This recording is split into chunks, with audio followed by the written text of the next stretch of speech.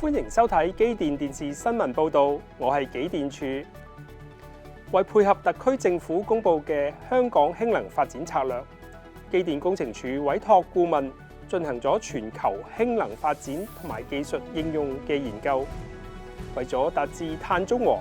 特區政府近年大力發展氫能，並喺2024年6月17日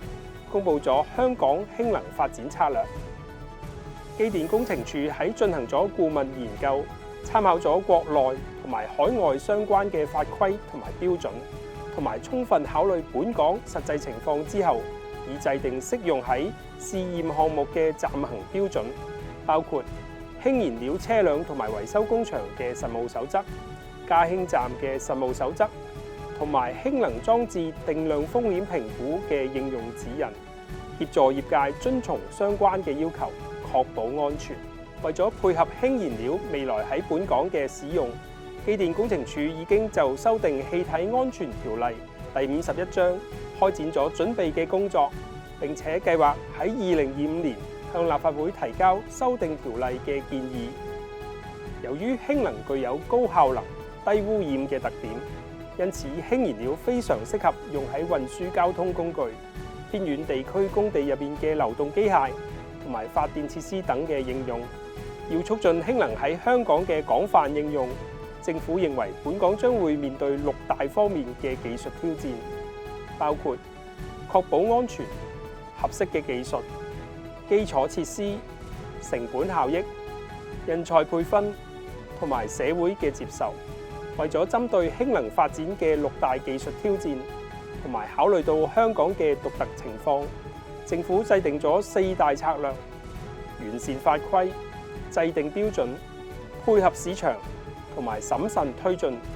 穩慎有序咁營造有利本港氫能發展嘅環境。機電工程署一直同業界緊密溝通，並致力同培訓機構合作，為行業提供合適嘅氫燃料相關培訓課程。喺各方面嘅共同努力之下，職業訓練局同內地嘅權威檢驗認證機構中國檢驗喺6月14日簽訂戰略合作關係備忘錄，以及同著名嘅氫燃料系統生產商重塑能源喺6月18日簽署合作備忘錄，對香港培養氫能專業同埋技術人才方面邁出咗重要嘅一大步。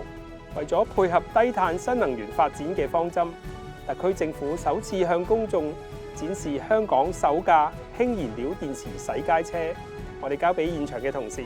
好，唔該晒機電處。我而家就喺發佈會嘅現場，政府向公眾展示咗香港首輛嘅氫燃料電池洗街車。機電工程處處長亦都講解咗氫燃料電池洗街車嘅氫燃料系統運作原理，並且期望試驗嘅項目能夠發揮引領嘅作用，向業界同埋社會展示政府喺推動氫能運輸發展嘅決心。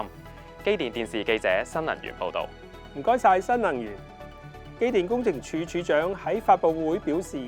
氫能對實現碳中和目標具有重要嘅意義。機電工程處作為政府嘅創新促成者，會全力配合國家嘅方向目標，推進氫能喺香港嘅進一步發展。呢節新聞報導完畢，多謝收睇，再會。